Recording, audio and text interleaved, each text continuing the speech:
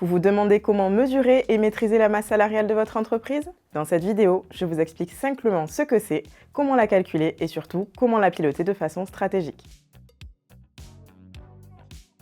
Selon l'INSEE, la masse salariale représente la somme des rémunérations brutes des salariés sur une période, généralement une année. Elle inclut les salaires, les primes et les cotisations salariales. La masse salariale est un indicateur important dans une entreprise. Elle a un impact direct sur la compétitivité et la rentabilité. Mieux on la connaît, mieux on maîtrise ses coûts et sa stratégie salariale. Pour calculer la masse salariale, on identifie l'ensemble des rémunérations. Salaire brut, cotisation salariale, prime éventuelle, et on additionne l'ensemble des charges patronales liées. Rapporter en pourcentage du chiffre d'affaires, c'est un excellent outil pour se comparer avec d'autres entreprises ou simplement suivre son évolution. Prenons un exemple concret.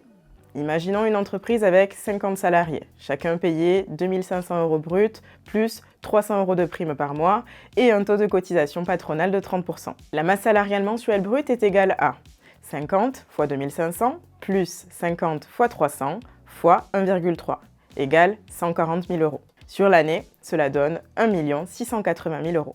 Si le chiffre d'affaires est de 5 millions, alors le taux de masse salariale est de 1 680 000 divisé par 5 millions fois 100 égale 33,6%. Le pilotage de la masse salariale repose sur 3 axes clés.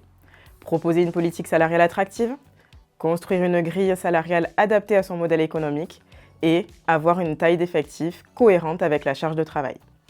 Bref, c'est un équilibre subtil à trouver entre attractivité des talents et performance de l'entreprise. Pour vous aider à piloter la masse salariale, appuyez-vous sur des tableaux de bord qui centralisent les données en temps réel et simplifient leur analyse. En résumé, la masse salariale, ce n'est pas juste un chiffre, c'est un indicateur RH essentiel. Il permet de piloter les coûts, anticiper les besoins et garder la maîtrise sur sa stratégie de rémunération. Je vous dis à très vite pour un nouveau décryptage.